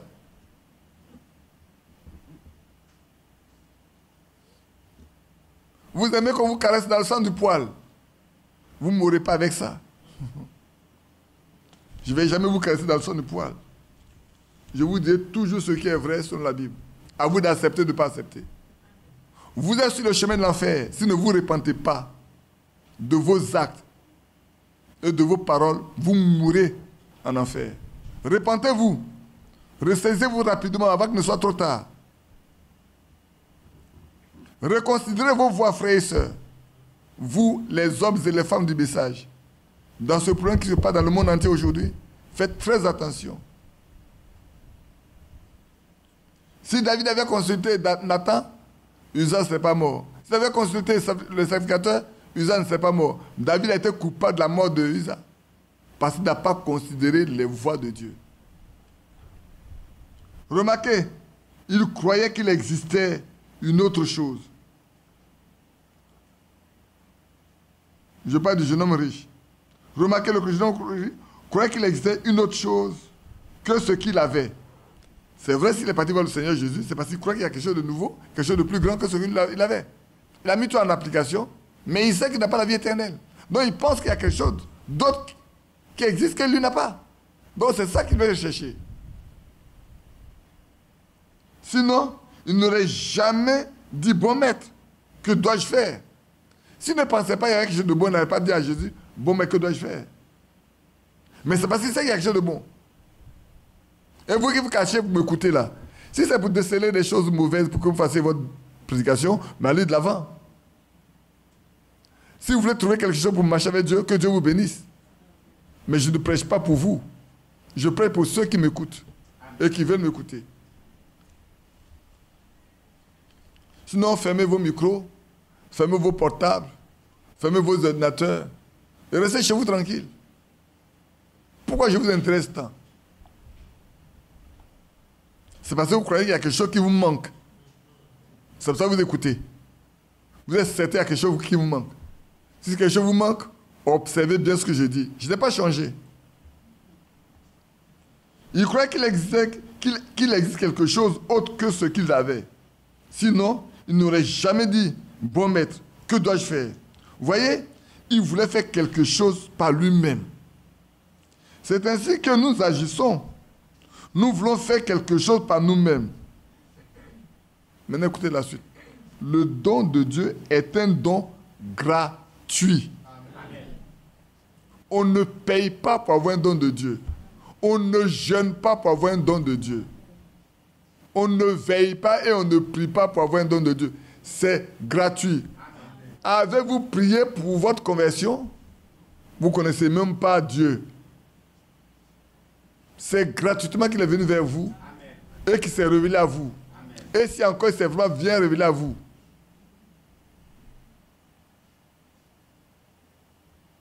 Dieu vous le donne. Vous ne faites rien pour cela. Amen. Amen. Il vous l'a destiné. Et vous allez l'avoir, quelle que soit la circonstance, ce que Dieu vous a destiné, vous l'aurez. Aucun homme ne peut vous priver de ça. Aucun homme ne peut vous l'arracher. Dites-moi, les 11 frères de Joseph ont-ils pu enlever à Joseph le don qu'il avait? Les frères de Moïse ont-ils pu enlever ce que Dieu a donné à Moïse? Ils ont pu l'enlever? Non. Même quand il est parti les défendre, ils l'ont chassé et qu'il a dû fuir du milieu d'eux parce que Pharaon a appris ce qui s'est passé. Ce que Dieu a mis à Moïse restait pour Moïse. La preuve en est que, frère, arrêtez-nous un instant. Ce que Dieu a mis à Moïse là, il a mis à Moïse dans ça avant qu'il ne naisse. Hein. C'est pour ça que les crocodiles n'ont pas pu le manger sur le lac. Hein. Soit parce qu'il y a la poire seulement. Mais qui a inspiré son père et sa mère pour qu'ils fassent ce qu'ils ont fait? Mais c'est Dieu. Comment se fait-il qu'il était dans la maison là, il n'a jamais pleuré? Comment se fait-il qu'il n'a jamais pleuré? On n'a jamais découvert. C'est tellement qu'au moment où les gens viennent là, il dort. Dieu le fait dormir tranquillement. Il vient, il fouille la maison, il fouille partout. Il n'y a pas de pleurs d'enfant. Et puis quand il part, l'enfant se réveille, il a faim. Un enfant qui a faim va pleurer parce que sa maman lui donne le lait. C'est faux? Un enfant qui s'est sali, il va pleurer pour qu'on le change. Mais au moins ils arrivent là. Il y a un calme plat dans la maison. Écoutez-moi bien. Pour vous qui avez le discernement. Quand une femme accouche, son aspect ne change-t-il pas? Ça ne change pas? Quand vous la regardez, vous savez qu'elle a accouché. Comment se fait-il qu'on rentre dans la maison de Jochebed et de son père, et puis on ne voit même pas que la femme là a accouché? Dieu a voilé leur face. Parce qu'il y a celui-là que Dieu a destiné à une œuvre qui doit s'accomplir dans le futur. Et le seul vrai moyen par lequel il doit le faire, c'est qu'il rentre dans la maison de Pharaon même. C'est Dieu qui a prévu. Hein? Il a prévu qu'il passe par ce chemin-là. Et ils connaissent tout. Et qu'ils voient bien. S'il était parmi ses frères en train de souffrir, il n'aurait jamais pu les aider. Mais là, il a pu se fuir. Même quand il a fui, vous pensez que Dieu n'était pas avec lui? Merci. Frères, ceux qui sont de Dieu, ils sont suivis de Dieu depuis le ventre de leur mère jusqu'à la naissance. Jusqu'à la mort, Dieu les suit. Et quand l'heure est arrivée pour venir, pourquoi Dieu n'a pas parlé à quelqu'un d'autre? C'est Moïse qui doit parler. Parce qu'il a destiné Moïse pour ça. Personne ne peut arrêter ça, Moïse. Même quand Corée et Dathan sont venus, ils n'ont pas pu le faire. Frère, que Dieu nous bénisse. Soyons chrétiens. Manifestons la nature de Christ. Vivons comme Christ le veut. Excusez-moi. Aimons Christ et vivons pour lui. Et vivons par lui. Aimons-le. Vivons pour lui. Marchons avec lui. Et vivons par lui. Donc le don de Dieu il est gratuit. Dieu vous le donnera. Vous ne périrez pour cela. Il vous a destiné à ce don. Vous l'aurez. Si vous êtes déjà un prédicateur, vous le serez. Vous êtes déjà un brigand, vous le serez. Vous êtes déjà un président, que vous le voulez, vous le pas, vous le serez. C'est vrai. Frère, écoutez-moi bien. La manière par laquelle j'ai assez de pouvoir là, ne regardez pas ça. Si Dieu n'a pas permis, n'a pas prévu que quelqu'un soit au pouvoir, il ne le sera jamais. Vous pouvez ne pas être d'accord avec moi, mais je vais vous le répéter. Personne sur la terre ne peut faire quoi que ce soit si ce n'est avec une volonté parfaite de Dieu. Plus tard, il rendra compte à Dieu des œuvres qu'il a accomplies.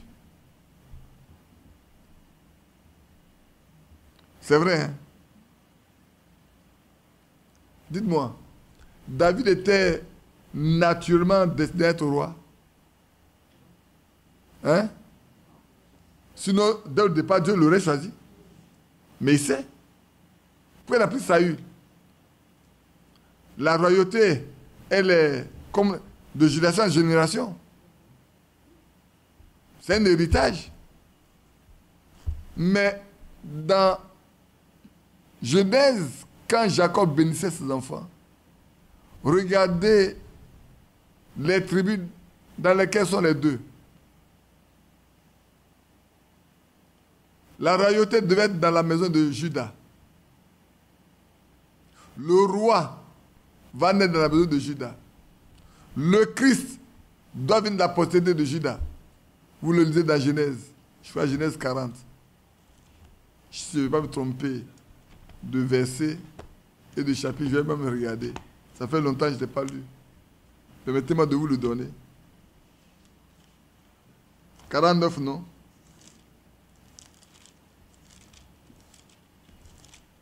Je suis déjà dans l'Exode. Je pense qu'il aurait pris un peu de temps. Non, mais ce n'est pas encore. Je fait qu'une heure. Juste une heure maintenant. Ça ne vous dérange pas, non?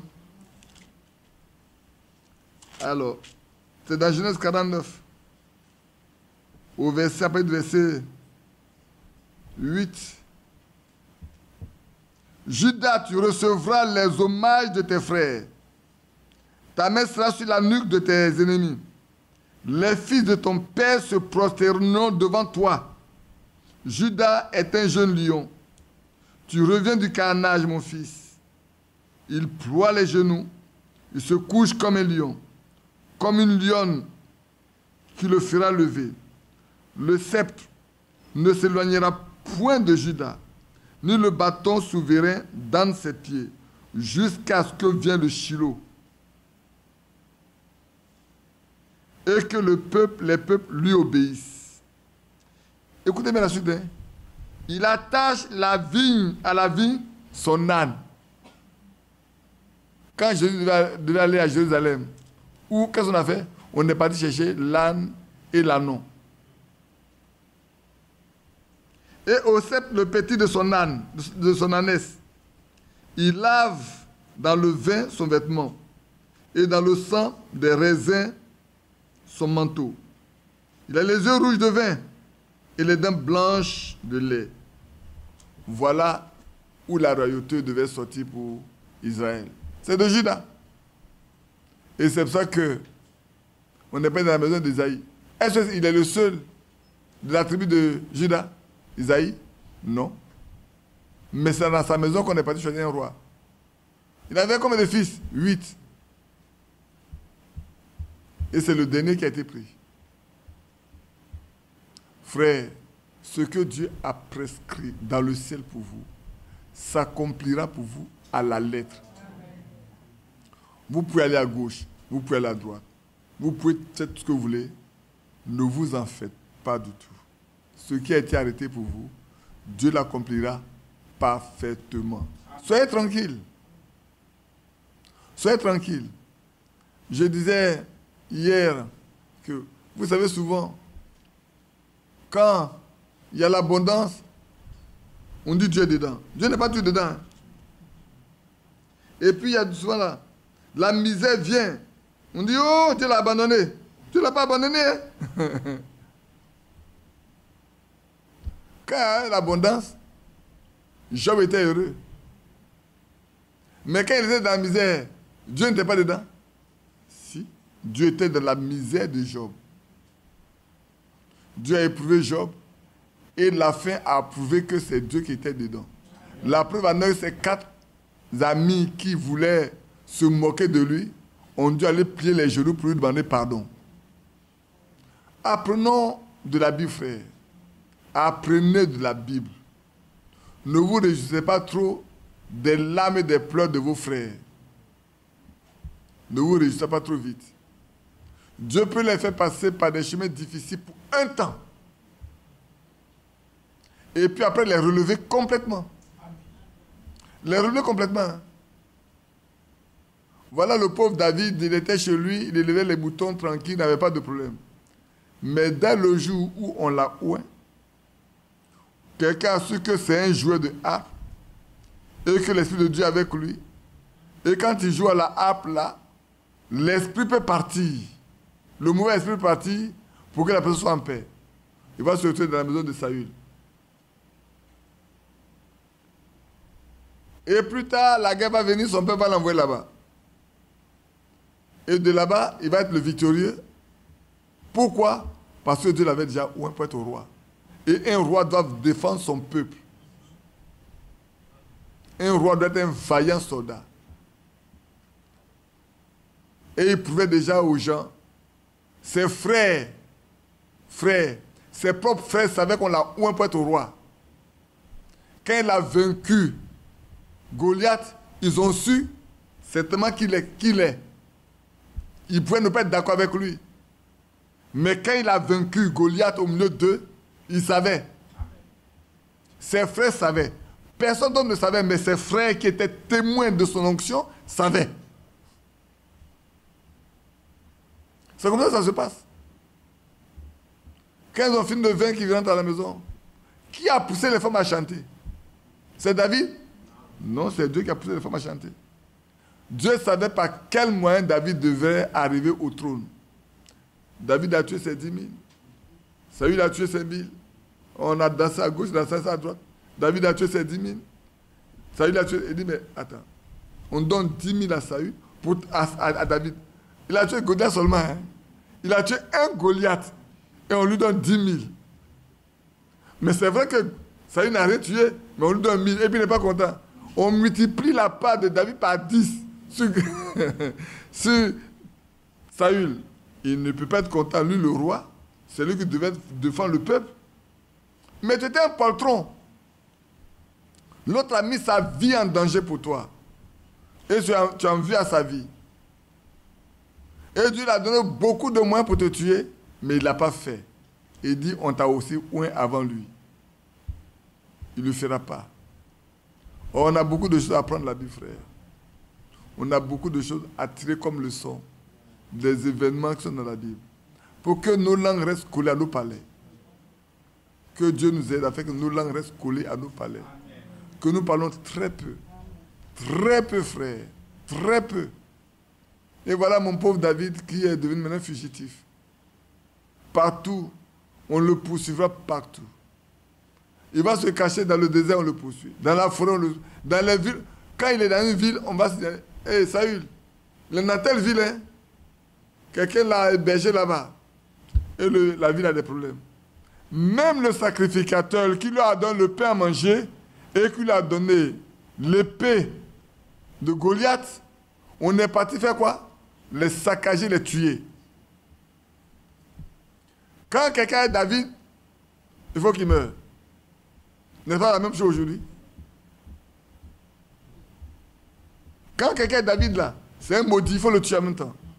Et c'est pas ça qu'on appelle de David. C'est tout, hein? C'est ça qu'on appelle de David. Mais on n'arrive pas à tuer David. On fait du mal aux autres. David ne meurt pas. Un jour, David reprendra le trône.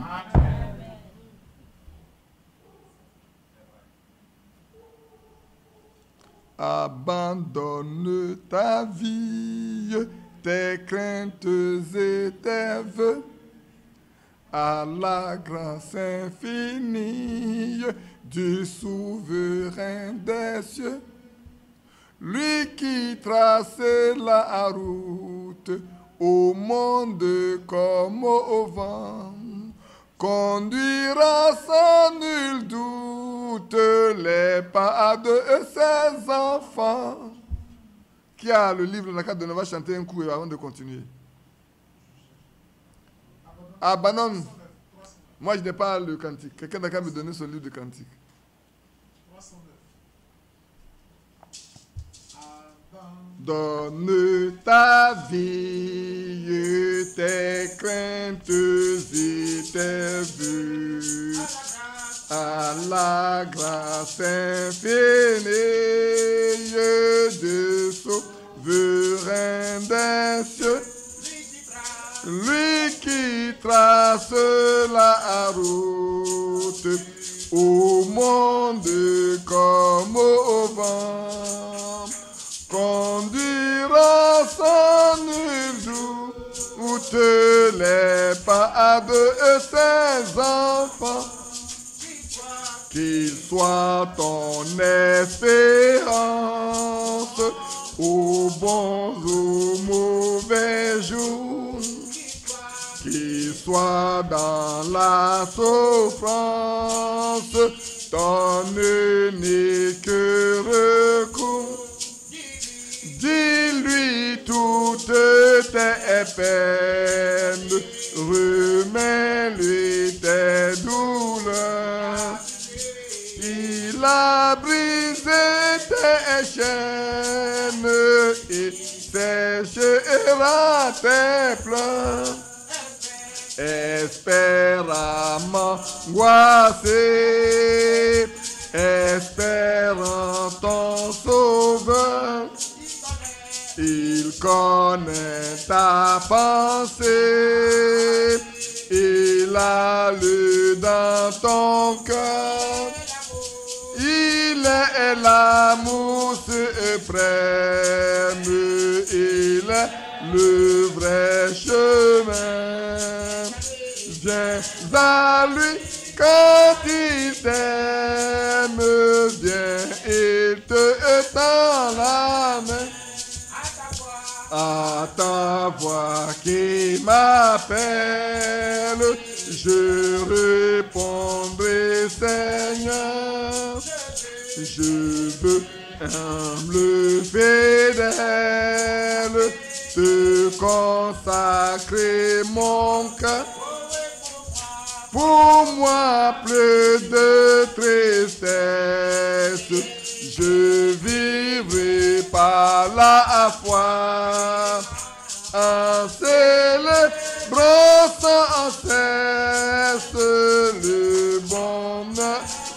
d'être à toi, à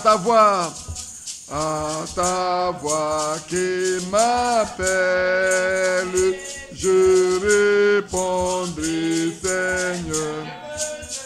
Je veux humble fidèle, te consacrer mon cœur. Pour moi, plus de tristesse,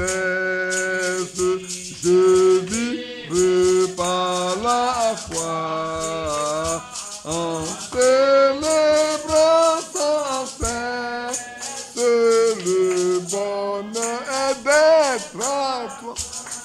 Alléluia. Oui, le dernier est beau. À ta voix qui m'appelle, je répondrai, Seigneur. Mais je veux humble et fidèle te consacrer mon cœur. Pour moi, plus de tristesse. Je vivrai par la foi. Quel que soit le chemin par lequel je passe, je vivrai par la foi. Et je vais te célébrer sans cesse. Je vais célébrer sans cesse le bonheur d'être à Jésus. Que Dieu soit loué. Que Dieu vous bénisse. Poursuivons encore un peu. Donnez encore peut-être 10-15 minutes. On peut arrêter à 45. Certainement, ça fait 8 minutes au plus. C'est ça, non? Si on veut bien. Alors, remarquez, il croyait, on a lu ça. Vous voyez, il voulait faire quelque chose. Ça aussi, on a dépassé ça. Peu importe. Oui, c'est vrai. Noé devait faire cela. Il parlait de Noé, j'ai envie de laisser pour Noé. Lisons pour Moïse. Jésus ne pouvait pas venir avec le message de Moïse. Luther ne pouvait pas venir avec le message des catholiques. Wesley ne pouvait pas venir avec le message des luthériens. La Pentecôte ne pouvait pas venir avec le message de Wesley. Et l'épouse ne peut pas être formée dans la dénomination pentecôtiste. C'est absolument impossible. Et c'est tout à fait vrai. Le mouvement pentecôtiste s'est déjà organisé. C'est éloigné de Dieu. Elle est exactement comme les autres. C'est la balle. Tout comme la vie passe, ainsi eux aussi passent. Mais nous sommes dans l'âge de l'épouse. Alléluia. Amen. Cet écrivain, quelqu'un a écrit contre Frère Branham. Vous allez voir ce qu'il a dit. C'est souvent méchant. Cet écrivain, comme je l'ai dit autre soir, cet écrivain qui écrit ce livre, et ce n'est pas parce qu'il me critiquait tellement, disant que j'étais un démon, si cela existait. Il a même traité d'un démon. Il a donc dit qu'il ne croyait pas en Dieu. Il dit, un Dieu qui peut croiser les bras et rester là, regarder les martyrs. Maintenant, on va revenir un peu derrière tout de suite. Dans les premiers âges, et prétendent avoir le pouvoir d'ouvrir la mer Rouge et laisser les femmes et les enfants être déchirés par des lions, et ainsi de suite. Et il dit ensuite qu'il était un Dieu d'amour. Il a dit, une telle créature n'existe pas. Vous voyez, cet homme, sans l'inspiration de la parole, manque de voir la vérité. Mais c'est vrai. C'est vrai. Quelqu'un ne pouvait pas croire que David était roi. Ses frères pouvaient voir, mais on l'a oué, Dieu l'a oué, et puis il fut devant Saül. C'est bien fait pour lui. Il n'a pas dit qu'il aime les choses grandes. Il aime trop se mettre devant. Il va mourir. Maintenant, on va voir comment il va devenir le roi d'Israël. C'est vrai, non? Ses frères qui n'étaient pas d'accord avec lui, qui peut-être étaient même méchants quand on l'a oué à leur place, devraient seulement dire, ah, attention, voilà le roi là. Samuel ne s'était pas trompé, parce que Samuel est venu au nom de Dieu vraiment. Et puis maintenant, il est en train de fuir devant Saül. Vous savez, souvent, on est tellement méchant qu'on peut même dire à Saül, notre frère là, c'est un orgueilleux, hein? Il est caché dans telle ville. On a pris qu'il est dans telle ville. Ses propres frères peuvent le faire. Ses propres frères, même pas. Mais les propres frères de Joseph l'ont vendu. Pour qu'ils quittent leur terre et qui est du milieu d'eux. Comme ça, comment ces songes doivent s'accomplir. Ils vont voir. David. Samuel, est-ce que... Papa, cette fois-ci, Samuel, est-ce qu'il a été bien inspiré même? Il a vu le Ouen comme roi. Puis voilà David en train de fuir. On ne peut même plus l'avoir au milieu de nous. Papa, tu as mal fait. Hein? Tu as mal fait. Tu t'es assuré que vraiment Samuel, là, il est venu de la bonne manière. Mais Dieu ne se trompe pas. Le chemin difficile par lequel David passe ne prouve pas que Dieu n'est pas avec lui. Dieu a toujours un but à atteindre. Frère, si quelque chose vous arrive que vous ne comprenez pas, dites au Seigneur, comme la fois dernière, Jean-Marie dit, frère, malgré tout ce que je souffre là, accomplis ton but. Dans ce que tu veux faire là, que le but que tu t'es fixé, tu l'accomplisses. Que je pleure, que je meure, que je danse, que je mange, que j'ai faim. Mais tu t'es fixé un but. Que ce but-là, tu l'accomplisses. Si vous prenez cette attitude, Dieu vous bénira. Le diable va fuir. Même si il a demandé la permission à Dieu pour venir vous éprouver là, il va fuir. Il va dire, mais on fait tout comme au jour de Néron. Les gens chantent, mais malgré tout, chante encore. Oui, ils vont chanter. Il n'y a que Dieu pour eux seuls. Ils n'ont que Jésus pour eux. Tu as tout arraché. Tu as tout enlevé. Maintenant, tu veux m'enlever leur vie. Ils vont faire quoi? Ils ne peuvent que chanter à la gloire de celui pour qui il doit mourir. Frère, quand la situation devient plus difficile, chantez ce cantique qu'on vient de chanter là. Abandonne ta vie. Abandonne-la. Abandonne ta vie. Tes craintes et tes vœux à la grâce infinie du souverain des cieux. Abandonne-lui. C'est lui qui est le souverain des cieux. Abandonne-toi sa grâce. Difficulté, problème, pas de voie du tout. Au plan humain, il n'y a pas de voie. Abandonne-toi à lui. Il va créer un chemin. Il va créer une voie. Et David, les gens pouvaient que David n'allait pas revenir. Mais Dieu sait que David allait revenir. C'est lui qui a décidé que David soit roi. Ce n'est pas un homme. Donc, comment il va le faire là? Ça lui regarde. Ça ne regarde pas son père. Ça ne regarde pas ses frères. Ça ne regarde même pas à la nation israélienne. Ça regardait au Dieu du ciel. Frères, sœurs, ne regardez pas les situations difficiles comme une mer à boire, comme des choses impossibles. Trouvez à l'intérieur de ça des moyens de glorifier Dieu, de le louer, de le remercier, de l'exalter, parce qu'il sait tout. Quand vous avez des problèmes, réalisez le psaume 139. Il dit que ce que vous vivez là, il a déjà écrit ça dans son livre. Alors s'il a écrit dans son livre, la fin aussi, il a écrit ça dans son livre. De même qu'il y a un début, il y a un parcours, il y a une fin. Alors je peux encore continuer un peu? Oui, je vais lire un peu encore pour vous. Hein? On va terminer. Il dit, et prétendait avoir le pouvoir d'ouvrir la mer et laisser les femmes et les enfants être déchirés par des lions. Et ainsi de suite. Et dit qu'il était un Dieu d'amour. Il a dit, une telle créature n'existe pas. Vous voyez, cet homme, sans l'inspiration de la parole, manque de voir Dieu. Frère, on ne comprend Dieu que par sa parole. On a tellement d'exemples dans la Bible de sorte que on ne peut que se réjouir de voir quand Dieu agit. Est-ce que Dieu n'a pas dit dans le deuxième âge, parmi les 7 âges-là, dans le deuxième âge-là, qui vont éprouver 10 jours de persécution terrible, de grande tribulation? Il a dit. Est-ce qu'alors Dieu va être en désaccord avec ce qu'il a fait écrit auparavant? Quand cela s'accomplit? Non. Il leur a dit, vous aurez 10 jours de tribulation. Sous Dioclétien, ils ont souffert pendant 10 ans, meurtris, brisés, tués, livrés à tous les animaux possibles. Mais c'est ce qu'il a dit. Il ne veut pas aller contre ça. Il a prévenu. Pas qu'il n'est pas capable de les délivrer. C'est le chemin par lequel il veut qu'ils rentrent pour le ciel. Et ça ne peut qu'arriver. Oui, frère.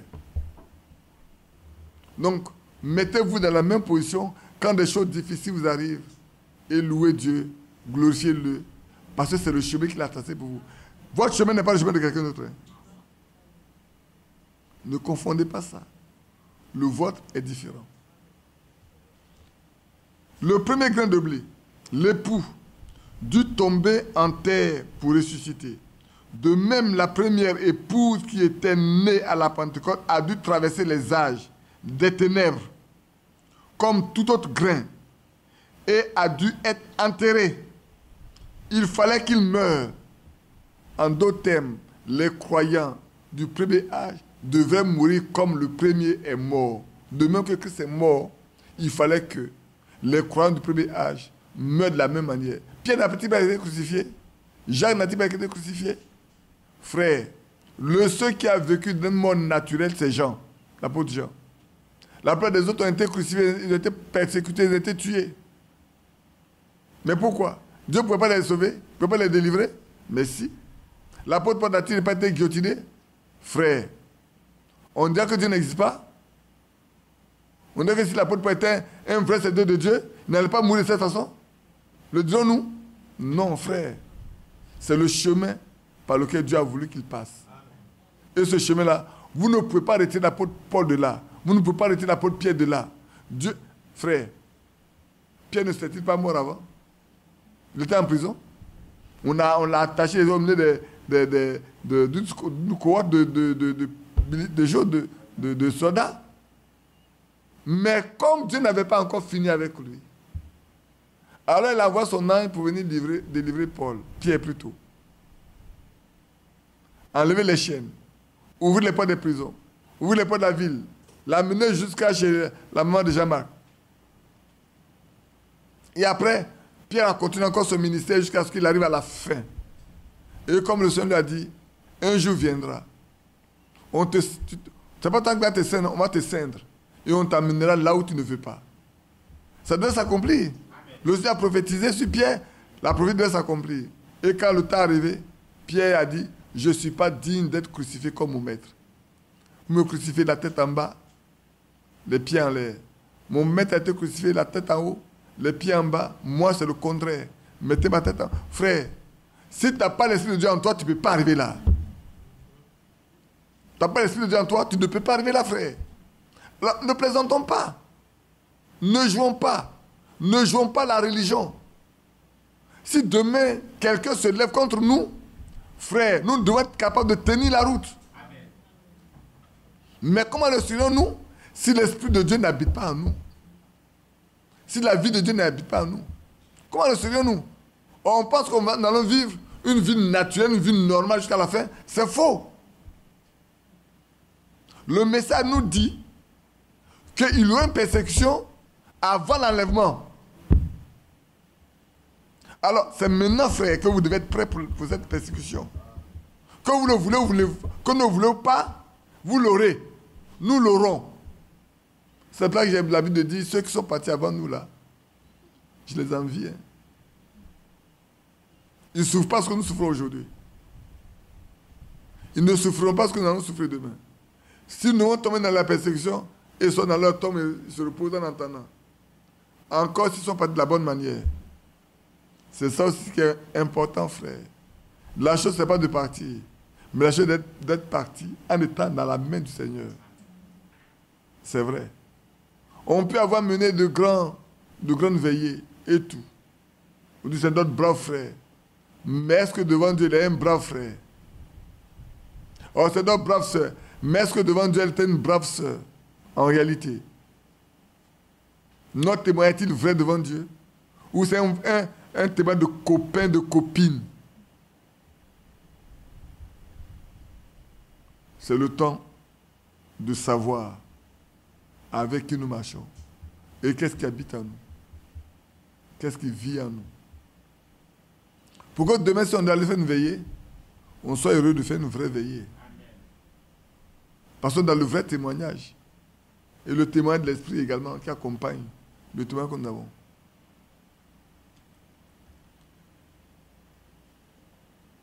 Je poursuis un peu. Il fallait qu'il meure. C'est impératif. Mais cela a commencé à germer de nouveau avec Luther, lors de la première réforme. Cela ne ressemblait pas à la semence qui avait été ensemencée, mais c'était la lumière. La tige ensuite donna l'épi, Wesley. Et l'épi, cela entra dans la Pentecôte, la balle. Et mais nous ne sommes pas dans la Pentecôte, nous ne sommes pas la balle. Nous devons être le grain qui doit mûrir devant le Fils.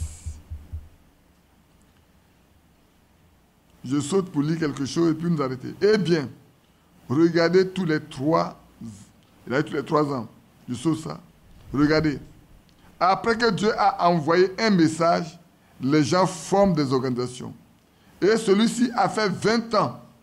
Il n'y a pas eu d'organisation. Il n'y en aura pas. Vous voyez? Maintenant, la balle doit se retirer pour donner au blé l'occasion de se placer devant le Fils, de mûrir grâce au message. Il n'y a pas bien entendu. Personne ne pourra mûrir en dehors du message. C'est pour ça que le matin, je vous l'ai lu. Frères, lisez les prédications, sondez les Écritures, et restez tranquilles.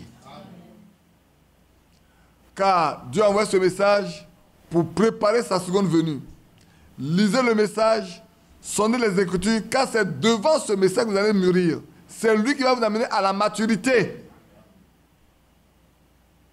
Ce n'est pas un homme. Hein?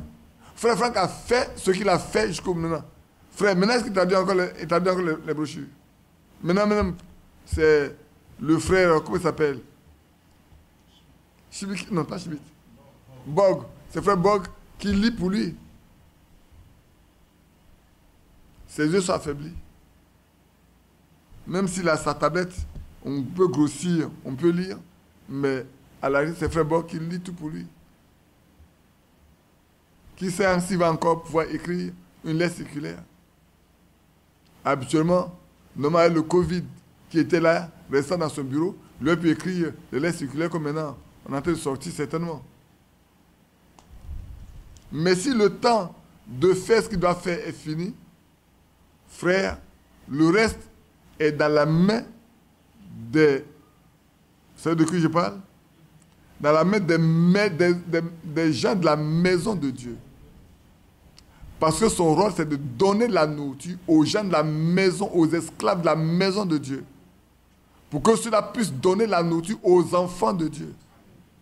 Si ce qu'il doit faire, il a terminé devant Dieu, cela revient aux hommes de la maison de Dieu, aux esclaves de la maison de Dieu, de poursuivre son œuvre qu'il a commencée. C'est pour la fin de je vous ai dit, ce matin, je vous ai dit, priez pour savoir quels sont ceux qui sont de la maison de Dieu, dans la main duquel la nourriture est tombée, pour qu'ils puissent la donner à leur tour. C'est pour ça que j'aime toujours le lier avec 2 Timothée 2, 1 et 2. Paul dit Timothée, ce que tu as reçu de moi là, confie-le à des gens capables de le donner aussi aux autres. Eux qui à leur tour peuvent le distribuer aussi. Timothée, tu l'as reçu de moi? Donne-le à des gens qui sont capables, à leur tour de le donner aux autres. Et quand je disais, Branham est notre Paul, Franck est notre Timothée, il y en a qui m'ont insulté, que je ne connais pas le ministère de Frère Franck. J'ai dit, c'est une bonne chose. Hein. Moi, je fais la relation simplement. En regardant ce que Paul a fait, je regarde la même chose avec Frère Branham et Frère Franck. Mais Frère Franck l'a reçu, Matthieu 24, pour le donner à d'autres personnes. Timothée l'a reçu pour le donner aussi à d'autres personnes. Qui alors tu dois le donner aux autres. C'est bon, c'est écrit? C'est comme ça que c'est écrit. Il faut que les gens de la maison de Dieu soient capables d'avoir le discernement, de connaître les besoins et de donner la nourriture au temps convenable. Il y en a qui s'attendent à que Frère Franck se prêche. Frère Franck se prêche. Alors les ministères n'existeraient plus dans la Bible. Les ministères n'existaient plus dans les églises. On doit fermer la Bible. Mais si on doit fermer la Bible, c'est qu'on est devenus tous des païens, des idolâtres. Autant de Paul n'a pas fermé la Bible. Autant de frères Branham n'ont pas fermé la Bible. Autant de frères femmes n'ont pas fermé la Bible. Ils prêchent, les serviteurs doivent prêcher. Si les gens ne sont pas contents, ils n'ont qu'à venir me voir. Moi, je ne suis pas sur Facebook. Vous allez là-bas, vous n'allez pas me trouver. Vous pouvez m'insulter là-bas, c'est où vous me fatiguez, je n'entends pas, mais Dieu entend. Alors prenez courage, venez me voir chez moi. Ou invitez-moi dans une grande réunion. Organisez une grande réunion, invitez-moi. Pour m'humilier un peu. Si vous avez peur de le faire, restez tranquille, taisez-vous. Si vous avez peur de le faire là, taisez-vous. Restez dans vos maisons. Si vous n'avez pas peur, organisez une réunion. D'ici décembre, organisez une réunion de toute la Côte d'Ivoire. Invitez ceux qui sont à l'étranger, qui vous sponsorisent tout ça là, organisez-les, réunissez-les. Et puis elle dit, alors on va humilier un peu ce badi qui n'a pas de respect pour les gens là. Et venez. Si j'ai Dieu pour moi, vous allez partir tous par ce chemin. Abandonne ta vie, tes craintes et tes vœux à la grâce infinie du souverain des cieux, lui qui y trace la route au monde comme au vent, conduira sans nul doute les pas de ses enfants. Est-ce que vous avez compris, non? Sans nul doute, pour ceux qui sont ces enfants-là, il va conduire leurs pas. S'il trace une route pour le vent, mais ça va pour ses enfants, il ne va pas tracer une route. Que Dieu vous bénisse. Bon, je vais terminer ici. Hein. Laissez-moi lire les deux, et puis je termine. La vie assurément, autrefois, là, la tige portait la vie. Bien sûr, certainement. Mais voyez-vous, quand elle devint la tige, c'était fini. L'organisation, la vie a continué. Et chez Wesley, l'a quitté, il est entré. Eh bien, une grande pousse ne ressemble pas au grain. Mais quand les petits grains de pollen apparaissent sur la balle, ou plutôt sur la tige, le pollen les graisse, cela ressemble beaucoup au grain. Mais quand on arrive à la balle, c'est presque cela. Jésus n'a-t-il pas dit que dans les derniers jours, Matthieu 24, 24, les deux seront si proches que cela pourrait séduire même les jeunes, les prédestinés, les élus, si c'était possible.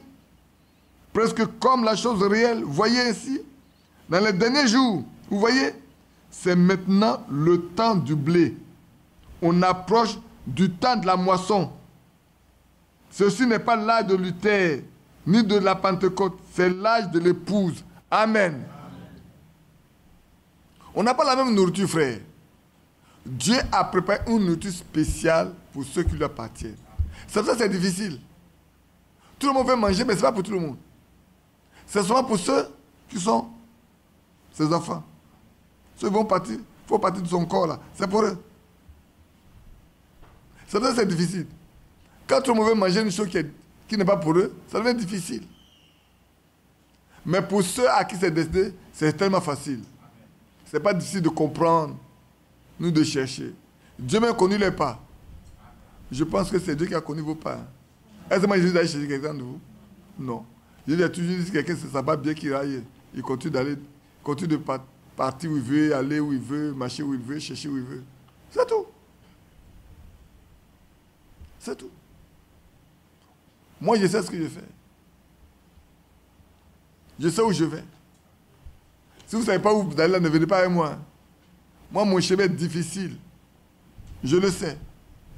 Je ne sais pas le jour où je verrai mon roi, mais je sais qu'il me veut dans sa sainte demeure. La lumière vaincra les ombres à cette heure. Ce sera la gloire pour moi. Ce sera la gloire pour moi. Ce sera la gloire pour moi. La lumière vaincra les ombres à cette heure. Ce sera la gloire pour moi. Je ne sais quels seront les chants des bienheureux, les accents, les accords, les hymnes angéliques, mais je sais que joignant ma voix au saint cantique, bientôt j'adorerai comme eux. Bientôt j'adorerai comme eux. Bientôt j'adorerai comme eux. Mais je sais que joignant ma voix au saint cantique, bientôt j'adorerai comme eux. Je ne sais quel sera le palais éternel, mais je sais que mon âme y sera reconnue. Un regard de Jésus sera ma bienvenue. Pour moi, sauve le ciel. Pour moi, sauve le ciel. Pour moi, sauve le ciel. Un regard de Jésus sera ma bienvenue. Pour moi, s'ouvre le ciel. Quelle a certitude que pour lui s'ouvre le ciel dès maintenant même. Ah oui, il faut que vous soyez certains. Vous qui m'écoutez en ligne, si vous avez la certitude, vous levez la main pour dire Seigneur, je sais que pour moi s'ouvre le ciel maintenant même. Si cette nuit tu devais m'appeler, je sais que le ciel s'ouvrira pour moi. Ville de perles de lumière,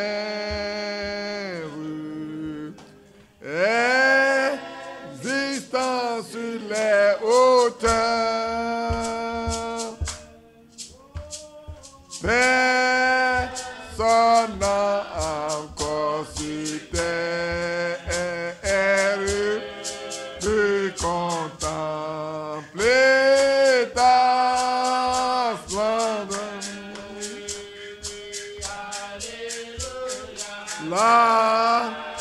L'amour de Dieu éclaire.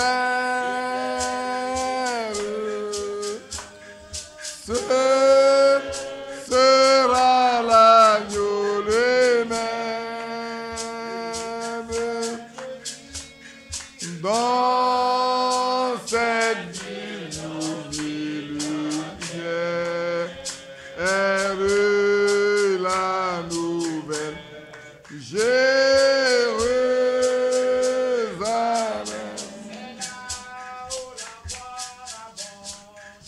c'est là où la gloire abonde. Oh, l'arbre devait fleurir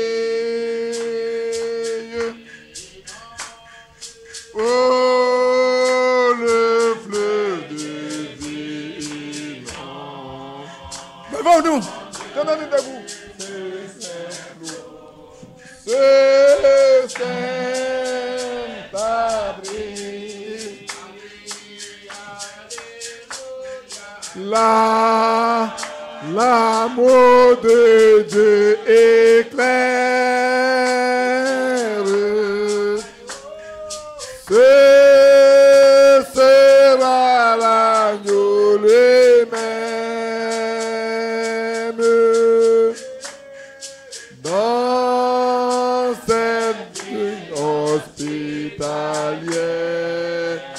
heureux la nouvelle, Jérusalem.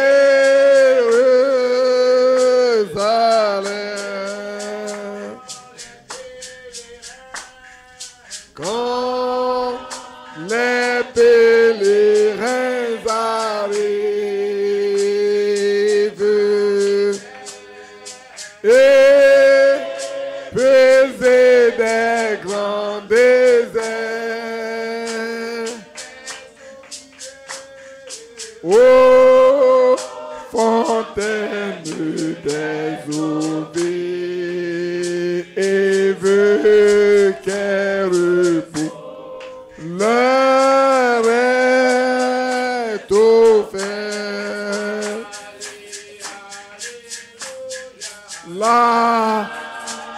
L'amour de Dieu éclaire,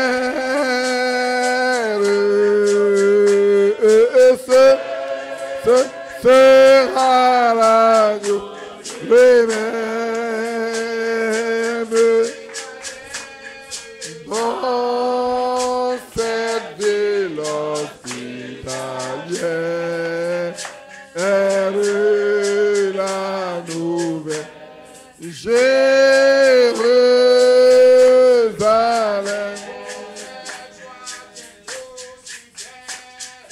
Oh, quelle joie bientôt se taire, quand Jésus sera présent. Cette ville au milieu heureux et sera éternellement.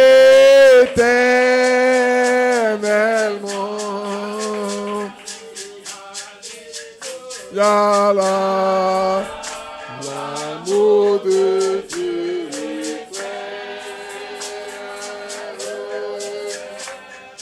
ce sera l'agneau lui-même